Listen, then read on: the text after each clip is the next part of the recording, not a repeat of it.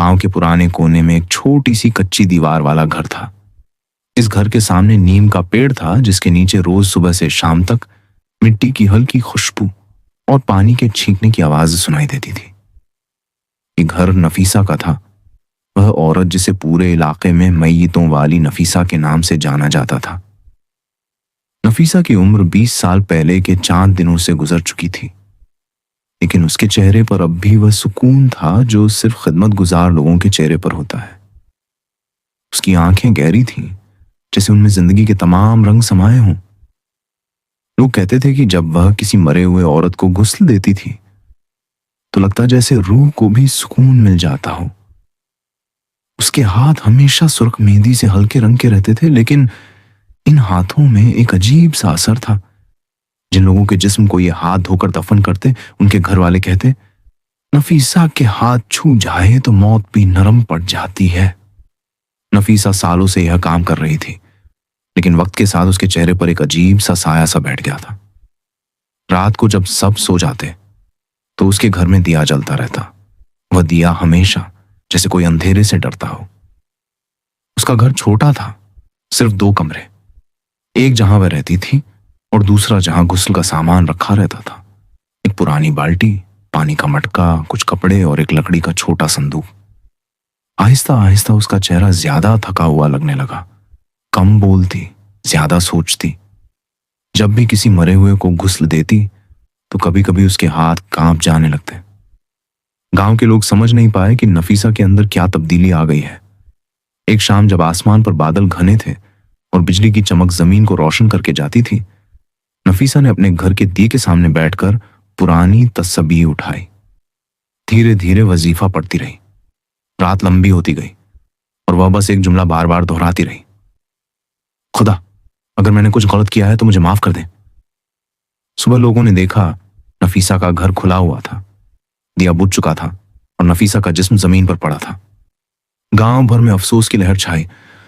उसका जनाजा उठाया गया, मगर कोई नहीं जानता था कि जब उसके जिस्म को मिट्टी में उतारा गया तो मिट्टी ने किस चीज का इंतजार किया था।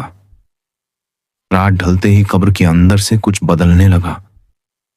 किसी ने देखा नहीं, लेकिन उसकी रूह ने महसूस किया। अज़ाब का पहला दरवाजा खुल चुका था। रात का वक्त था, चांद आधा छुपा हुआ और हवा में बोझ। लोग सो गए और मिट्टी के नीचे सब कुछ सोया हुआ नहीं था। जैसे ही रात गहरी, कब्र के अंदर हल्की हरकत हुई। पहले मिट्टी हिलती सी महसूस हुई, फिर हल्की सांस, और फिर अचानक नफीसा की आंखें खुल गईं। उसने देखा अंधेरा, गहरी सांस रोक देने वाली अंधेरा। दूर से गूंजी, उठ, वक्त शुरू हो गया है। नफीसा ने हिलने की कोशिश की पर हाथ मिट्टी में दब गए। चिल्लाना चाहती थी पर आवाज दब गई। हर तरफ मिट्टी थी, लेकिन वो मिट्टी जैसे जिंदा थी। उसके पैरों के पास से ठंडी नमी उठी जो धीरे धीरे उसके जिस्म तक पहुंची। अचानक उसने महसूस किया कि कोई उसके साथ है। मिट्टी में खनक की आवाज। उसने मुड़कर देखा तो वही संदूक था जो नफीसा के पास होता था। एक चमक, एक खनक और एक मुफ्ता सा आहट, जैसे कोई रो रहा हो। तूने उनका हक खाया? एक आवाज गूंजी। नफीसा ने आंखें बंद की। नहीं, मैंने तो खिदमत की थी। आवाज फिर आई। खिदमत के दामन में खामोशी के जिस्म छुपाए। तूने उनकी चीजें ली जिन्हें मौत ने बेआसरा छोड़ा। कब्र की मिट्टी हिलने लगी। हर तरफ से जर्रे उसके जिस्म से चिपक गए। उसका सीना भारी होने लगा।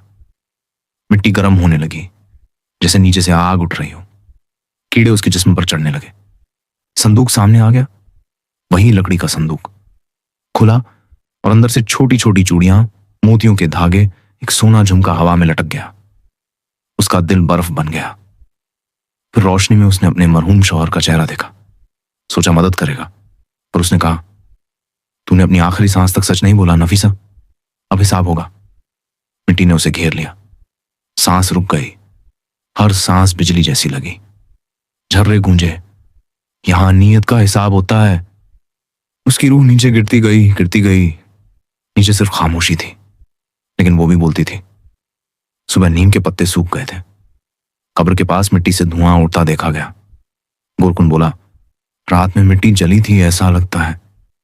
लोग बोले, शायद हवा थी। पर हर रात जब अंधेरा होता, कब्र से हल्की फटफट की आवाज आती। कुछ कहते जैसे कोई अंदर से हाथ मार रहा हो, कुछ कहते रूह सांस ले रही है। ये सब देखकर इमाम ने गोरकुन से पूछा, यहाँ क्या सुनाई देता है? गोरकुन बोला, हाँ, हवा तेज होती है और कब्र के इर्द गिर्द जमीन हिलती है। इमाम ने कहा, कुछ है जो उस रूह को सुकून नहीं मिल रहा। चर्चा होने लगी, क्या वो सच में नेक थी? क्या उसने कुछ छुपाया था? जवाब किसी के पास नहीं था। गांव के लोग फिर कब्रिस्तान के पास इकट्ठा हुए। आज सबके चेहरों पर खौफ था।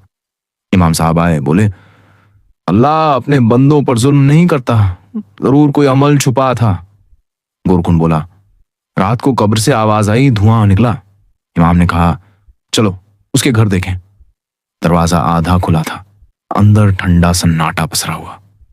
संदूक खुला, अंदर चांदी की चूड़ियां, एक झुमका, कफन का टुकड़ा और एक औरत के बालों का जोड़ा पड़ा था। सबकी आंखें फटी रह गईं। इमाम ने कहा, इन्ना लिल्लाहि व इन्ना इलैहि राजिऊन। गोरकुन बोला, ये मरी हुई औरतों की चीजें लगती हैं, शायद उनके साथ ले ली थी।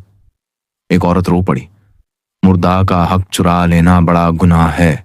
इमाम ने कहा, नेकी भी अगर नीयत गलत हो तो गुनाह बन जाती है। गांव वालों ने सब चीजें उनके असली घर वालों तक पहुंचाई। जो मर गए थे उनके नाम पर सदका दिया गया, पैसे गरीबों में बांटे गए, हर घर में कुरान खानी हुई। इमाम ने दुआ की, या अल्लाह, अगर इस औरत ने गलती की तो उसे माफ कर दे, उसने तेरी मखलूकों की खदमत की, बस नीयत में खलल था। हवा में सुकून भर गया। उस रात गोरकुन ने देखा, कब्र बिल्कुल सुकून से थी। चांदनी में मिट्टी से खुशबू उठ रही थी। सुबह इमाम आए, देखा घास उगाई थी। मुस्कुराए, बोले, अल्लाह की निशानी है, जब बंदा तौबा करे तो रहम फरमा देता है। अब उस औरत की माफी हो चुकी थी, क्योंकि उसे अपनी गलती का एहसास हो गया था और वो अपने गुनाहों की सजा भुगत चुकी थी। लोग रोज उस कब्र के पास से गुजरते, चुपचाप दुआ करते। बाप अपने बच्चों से कहते, बेटा, नेकी तभी कीमती होती है जब दिल साफ हो, नियत में दाग हो तो इबादत भी अजाब बन जाती है। नफीसा की कब्र अब सुकून की निशानी थी और उसकी कहानी इबरत का सबक।